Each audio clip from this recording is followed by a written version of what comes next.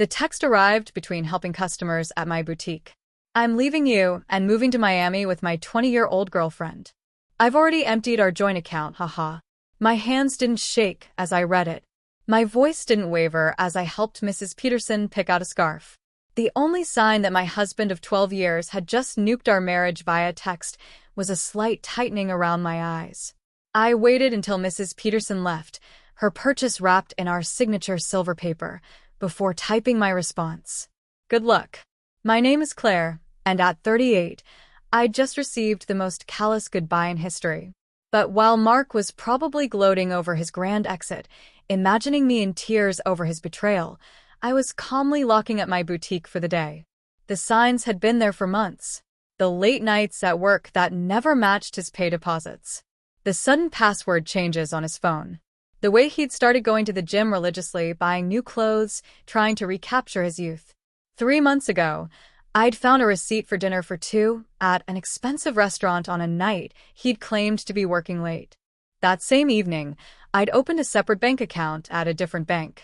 A week later, when he mentioned wanting to combine our accounts to simplify things, I'd agreed cheerfully while moving my personal savings to the new account. The joint account he'd just emptied? It contained exactly enough to keep him from getting suspicious. About 2 months' worth of regular deposits. The rest was safely tucked away, along with detailed records of every suspicious transaction he'd made over the past year. My phone buzzed again. Don't bother begging. Melissa and I leave tomorrow. I'll send for my things later. Melissa, the new receptionist at his office. I'd met her at the company Christmas party. Watched her laugh too loudly at Mark's jokes. Noticed how she'd touched his arm when she thought no one was looking. She was young enough to be his daughter. Naive enough to think she was special. I didn't respond to his text. Instead, I called my lawyer. The one I'd consulted 2 months ago, when I'd found the hotel charges on our credit card statement. It's time, I said simply. He just made his move. The papers are ready, she replied. I'll file them first thing tomorrow. Do you want me to have him served in Miami? No rush. Let him think he's won first. Another text from Mark. I know this must be hard for you. You're not getting any younger, after all. At least you have your little shop to keep you busy. My little shop. The successful boutique I'd built from scratch. The one that generated more income than his middle management position. The one whose profits I'd carefully kept separate from our joint finances. I smiled, thinking of the certified letters that would greet him in Miami. Let him enjoy his moment of triumph. I spent that evening in her house. My house, since I'd inherited it from my grandmother and kept it in my name despite Mark's repeated suggestions to add him to the deed. Another lucky instinct that had paid off. While organizing the paperwork my lawyer would need, I found our wedding album. Mark looked so different then, before his midlife crisis had turned him into a caricature of his former self. These days he wore shirts too tight for his softening middle, tried too hard to connect with the 20-somethings at his office, used slang that sounded ridiculous coming from a man of 45. My phone kept buzzing with texts from him, each one more condescending than the last. I've been planning this for months. Melissa understands me in ways you never could. You'll be fine. Maybe you'll find someone more your own age. Already told my family. They agree we grew apart. It's nobody's fault, really. I screenshotted each message, adding them to my evidence folder. Let him dig his hole deeper. My lawyer would love his casual admission of premeditation, his gleeful announcement about emptying our account. The last text caught my attention. By the way, I used the joint card to book our flights and hotel. Consider it my parting gift, LOL. Perfect. I called the credit card company. Mrs. Harrison speaking. I need to report fraudulent charges and cancel a card immediately. Of course, ma'am. The text arrived between helping customers at my boutique. I'm leaving you and moving to Miami with my 20-year-old girlfriend. I've already emptied our joint account, haha. My hands didn't shake as I read it. My voice didn't waver as I helped Mrs. Peterson pick out a scarf. The only sign that my husband of 12 years had just nuked our marriage via text was a slight tightening around my eyes. I waited until Mrs. Peterson left, her purchase wrapped in our signature silver paper, before typing my response. Good luck. My name is Claire, and at 38, I just received the most callous goodbye in history. But while Mark was probably gloating over his grand exit, imagining me in tears over his betrayal, I was calmly locking up my boutique for the day. The signs had been there for months. The late nights at work that never matched his pay deposits. The sudden password changes on his phone. The way he'd started going to the gym religiously, buying new clothes, trying to recapture his youth. 3 months ago, I'd found a receipt for dinner for two at an expensive restaurant on a night he'd claimed to be working late. That same evening, I'd opened a separate bank account at a different bank. A week later, when he mentioned wanting to combine our accounts to simplify things, I'd agreed cheerfully while moving my personal savings to the new account. The joint account he'd just emptied? It contained exactly enough to keep him from getting suspicious. About 2 months' worth of regular deposits. The rest was safely tucked away, along with detailed records of every suspicious transaction he'd made over the past year. My phone buzzed again. Don't bother begging.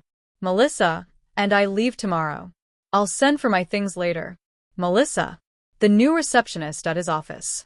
I'd met her at the company Christmas party.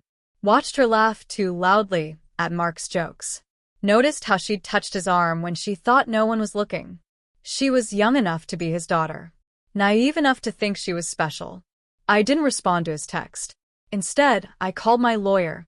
The one I'd consulted 2 months ago when I'd found the hotel charges on our credit card statement. It's time, I said simply. He just made his move. The papers are ready, she replied. I'll file them first thing tomorrow. Do you want me to have him served in Miami? No rush. Let him think he's won first. Another text from Mark. I know this must be hard for you.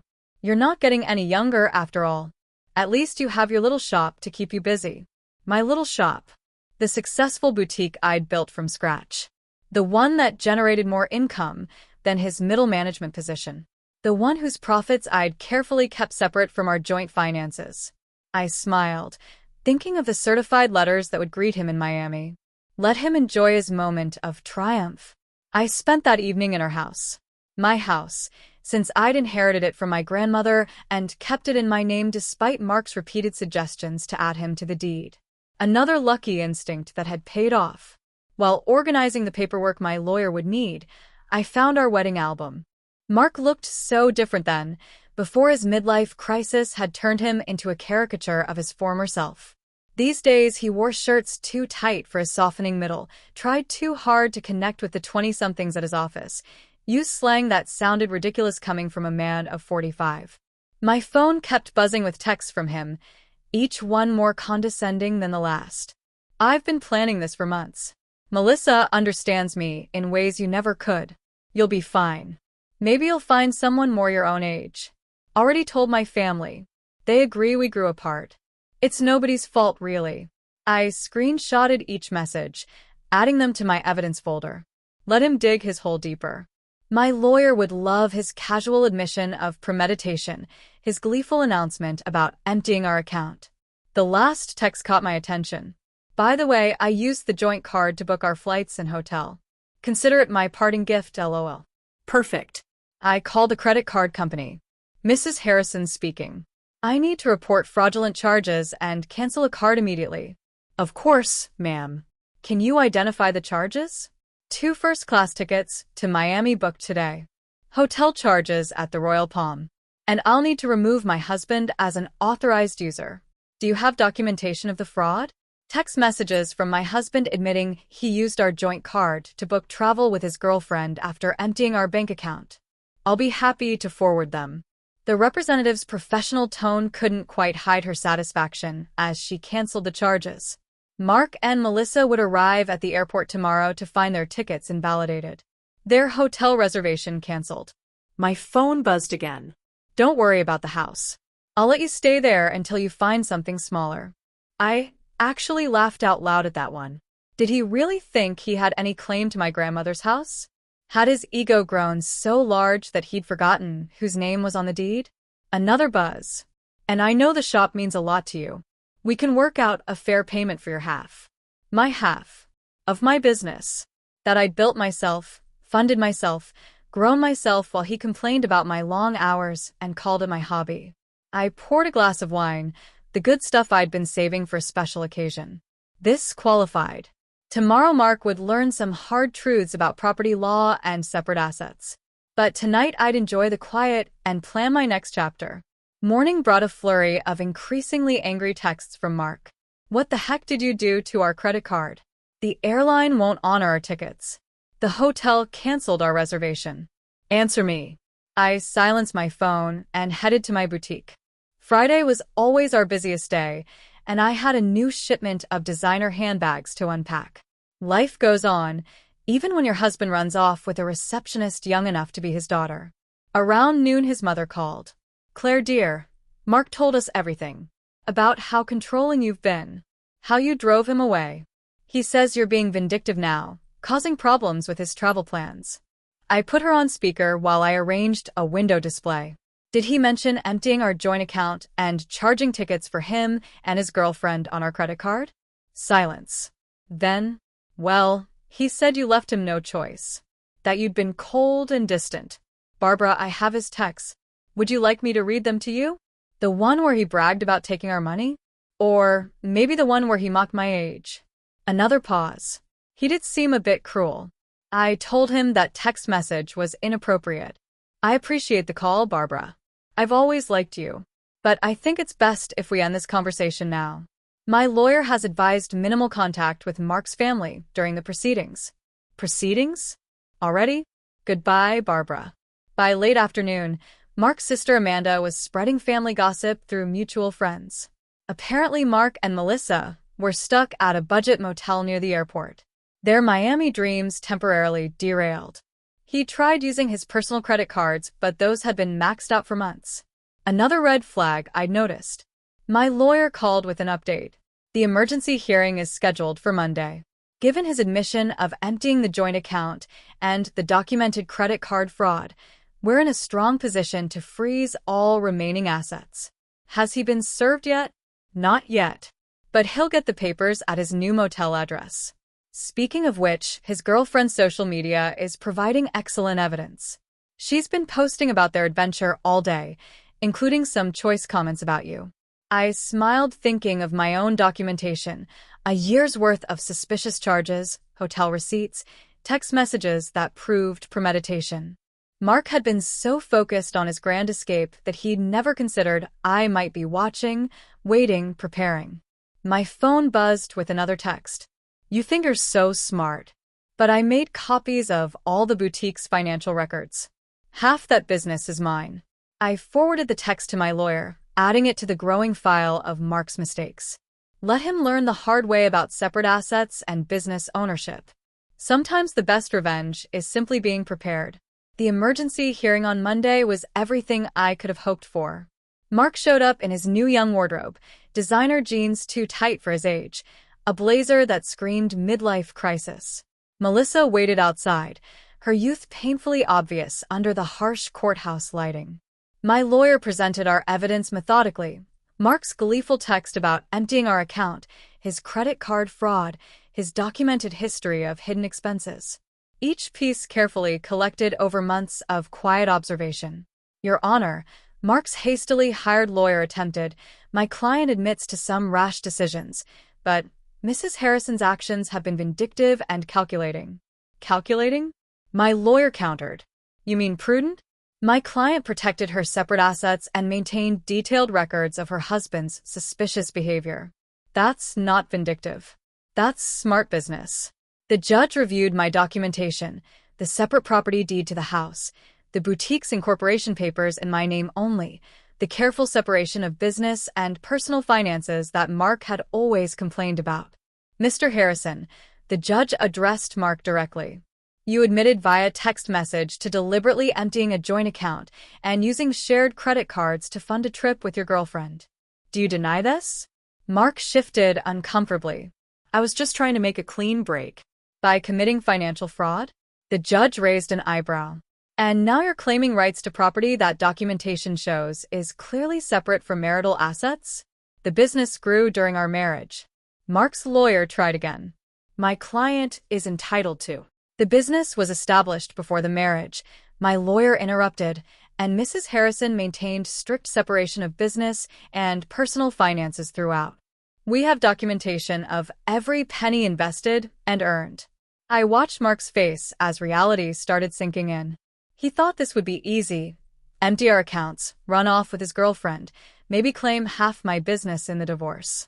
He'd never bothered to understand my insistence on keeping things separate, had mocked my careful bookkeeping as obsessive. The court finds sufficient evidence of financial misconduct, the judge announced. All shared assets are frozen pending final dissolution. Mr. Harrison is ordered to return any funds removed from joint accounts within 24 hours. But that money's gone, Mark protested. We spent it on.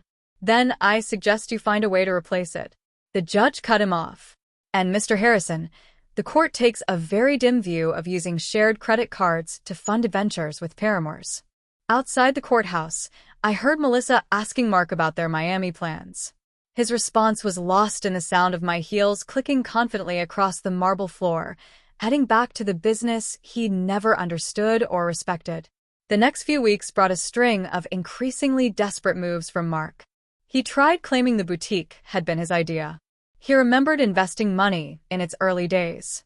He even suggested he'd been my business partner all along, claims quickly disproven by my meticulous records. He's getting desperate, my lawyer observed. His girlfriend's social media shows they're staying at her studio apartment now. Apparently, living on a receptionist's salary isn't quite the glamorous escape he imagined. Mark's family started reaching out, their tone markedly different from their initial accusations. We had no idea, his sister Amanda admitted. He told us you've been cold, controlling, that he needed to escape. But then we saw his texts, the way he bragged about taking your money. That's not the brother I thought I knew. His mother called again, this time in tears. The things he said about your age, about replacing you with someone younger. I raised him better than that. I thought I did anyway. I let their calls go to voicemail. Their support might have meant something weeks ago, but now it felt like rats deserting a sinking ship. The boutique thrived, ironically boosted by local gossip about my situation. Women started coming in specifically to show support, often leaving with far more than they'd planned to buy. My ex tried something similar. One customer confided while buying a designer handbag. Thought he'd take everything in the divorce. Men like that never expect us to be smarter than them. My phone still buzzed occasionally with texts from Mark, his tone swinging between anger and manipulation. You've ruined everything. I never meant to hurt you. You'll regret being so vindictive. Can't we work something out? That business would be nothing without my support. I forwarded each message to my lawyer without responding. Let him dig his hole deeper. Through the grapevine, I heard Melissa was having second thoughts. Apparently, sharing her studio apartment with a middle-aged man who couldn't afford his own place wasn't the romantic adventure she'd imagined. The age gap that had seemed exciting during secret hotel meetings felt different in the harsh light of reality. She posted about toxic relationships and learning from mistakes yesterday, my lawyer mentioned during an update call, and removed her relationship status this morning. I almost felt sorry for Mark. Almost. But then I remembered his haha after telling me he'd emptied our account. The casual cruelty of his comments about my age, the way he'd assumed I'd be helpless without him. Instead of pity, I felt something else. Pride. Pride in my foresight. In my quiet strength.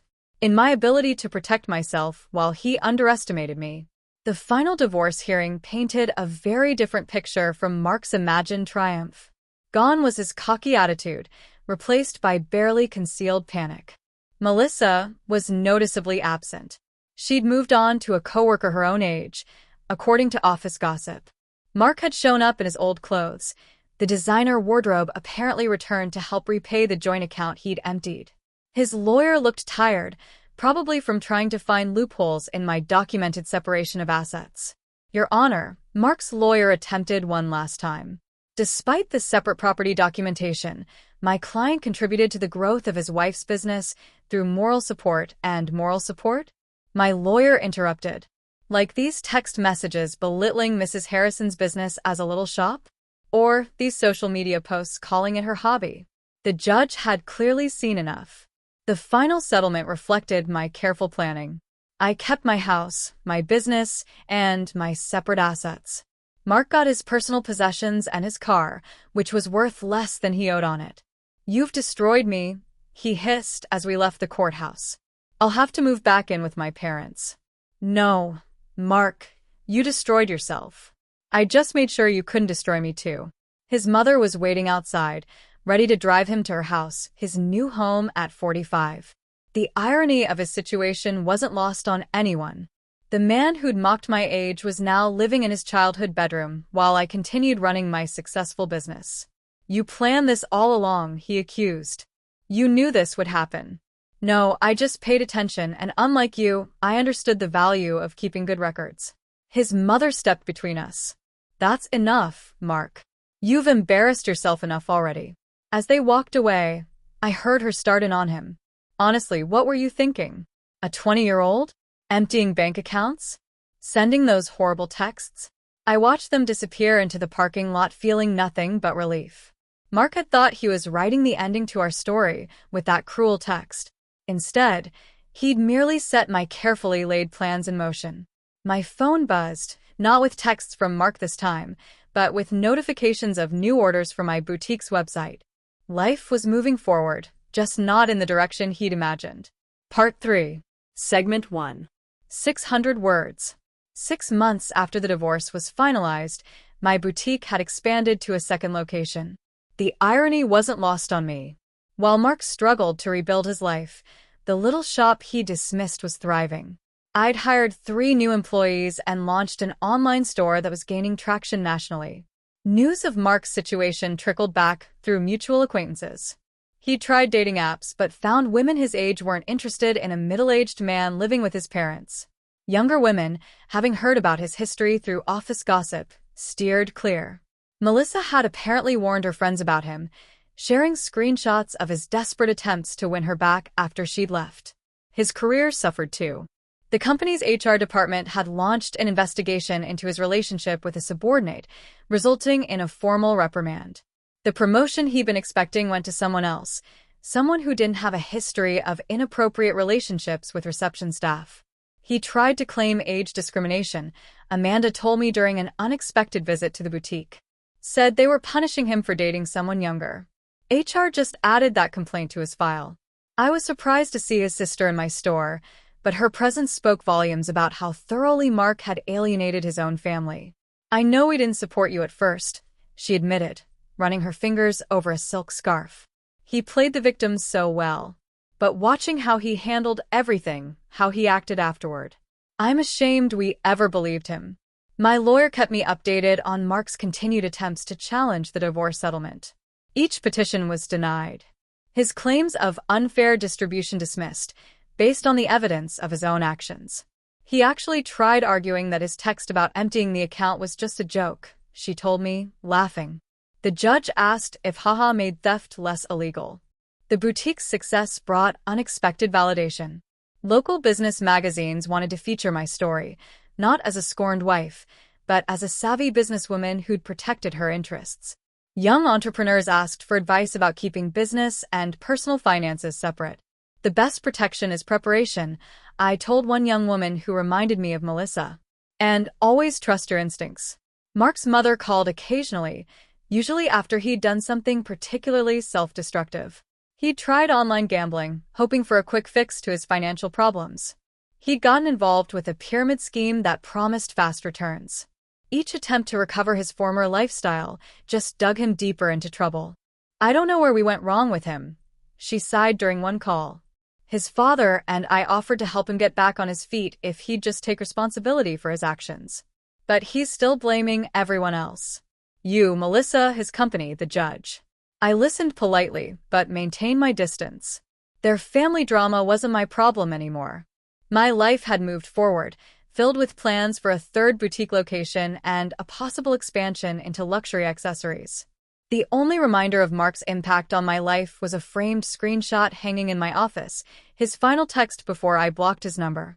"Have fun with your little shop. At least it'll keep you busy in your old age." Below it sat my latest business award, proof that sometimes the best revenge is simply succeeding on your own terms. 1 year after the divorce, I hosted a grand opening for my third boutique location. The event attracted local media, and the story they wanted to tell wasn't about my failed marriage. It was about a successful businesswoman expanding her brand. Mark's betrayal had become a mere footnote in my success story. During the event, Melissa unexpectedly walked in. She looked younger than ever, or maybe I just felt that much stronger.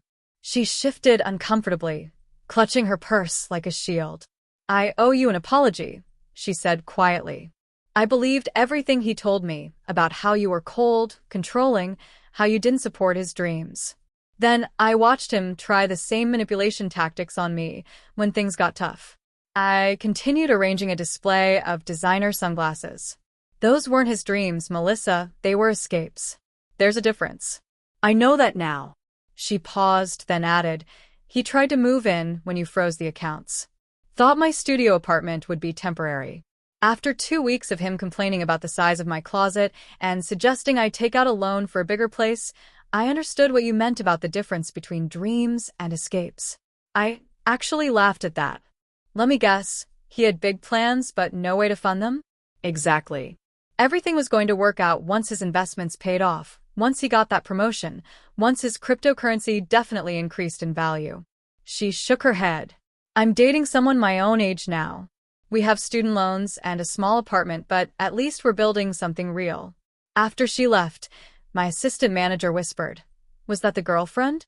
"No," I replied. "That was just another woman who learned the same lesson I did." Speaking of lessons, I gestured to a young couple examining our designer handbags. "Let's talk about your idea for expanding our accessories line." The boutique had become more than just a business. It was a symbol of independence, of resilience, of the power of preparation. Young entrepreneurs often sought my advice, and I always emphasized the importance of protecting their assets. Mark's mother called one last time, not to discuss Mark but to thank me. "You taught our family an important lesson," she said, "about enabling bad behavior, about making excuses for cruelty."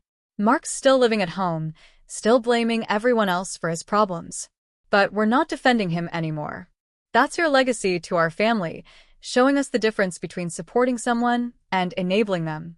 I thought about that legacy as I reviewed plans for a fourth location. Mark had intended to diminish me, to trade me in for a younger model and take half of everything I'd built. Instead, he'd inadvertently pushed me to become even stronger, more successful. My phone buzzed with a text from my lawyer. Mark filed another petition to revisit the settlement. Judge dismissed it immediately and ordered him to pay court costs. "Thought you'd enjoy that." I smiled, thinking of him in his childhood bedroom, still trying to rewrite an ending that had been determined the moment he underestimated me. Sometimes the best revenge isn't about getting even, it's about getting better. 2 years after Mark's cruel text message, I received an invitation to speak at a women's business conference. The topic wasn't divorce or betrayal. It was about building and protecting a successful business.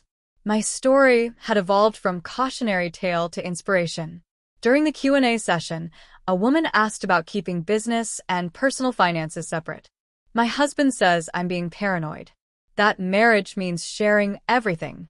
"My ex-husband said the same thing," I replied, "right up until he tried to claim half my business in our divorce." Trust your instincts. Protection isn't paranoia. The boutique chain had grown to 5 locations, each more successful than the last. The little shop Mark had mocked now employed 30 people and had been featured in several national magazines. Through mutual friends, I heard Mark had finally moved out of his parents' house into a small apartment above a garage. He'd had to take a lower-paying job after his former company downsized, eliminating his position during restructuring. His dating profile still listed him as young at heart, though his profile photo was clearly outdated. Melissa, ironically, had become a regular customer at my original boutique location. She'd earned her business degree and started her own social media consulting company. "You inspired me," she told me once, showing how a woman can build something lasting instead of falling for empty promises. I kept Mark's cruel text message framed in my office, not as a reminder of pain, but as proof of how far I'd come. Below it hung a sign that read, "Success is the best revenge." At the 5-year anniversary celebration of my original boutique, I stood addressing my employees and loyal customers. The space had been transformed from a single little shop into the flagship store of a thriving business empire. Mark's mother attended, though I hadn't sent her an invitation. She waited until the crowd thinned to approach me. "I saw Mark yesterday," she said, smoothing her designer dress, one she'd bought for my store. "He was talking about his glory days, about the life he could have had. He still doesn't understand that he didn't lose everything in the divorce. He threw it away." I thought about that text message, his casual cruelty, his assumption that I would crumble without him, how he'd expected me to beg, to break, to prove him right about my desperation. Instead, I'd built something stronger than before. Each new boutique location was a testament to what women could achieve when they stopped dimming their light for insecure men. The young saleswoman I'd hired last month, coincidentally also named Melissa, came over with a question about the new inventory system I'd implemented. As I explained the process, I caught a glimpse of my reflection in the store window. I saw what Mark had failed to see 5 years ago. Not a woman getting older, but one getting wiser, stronger, more successful. His cruel text message had meant to be an ending. Instead, it had been a beginning. Not just for me, but for every woman who heard my story and realized she deserved better than someone else's midlife crisis.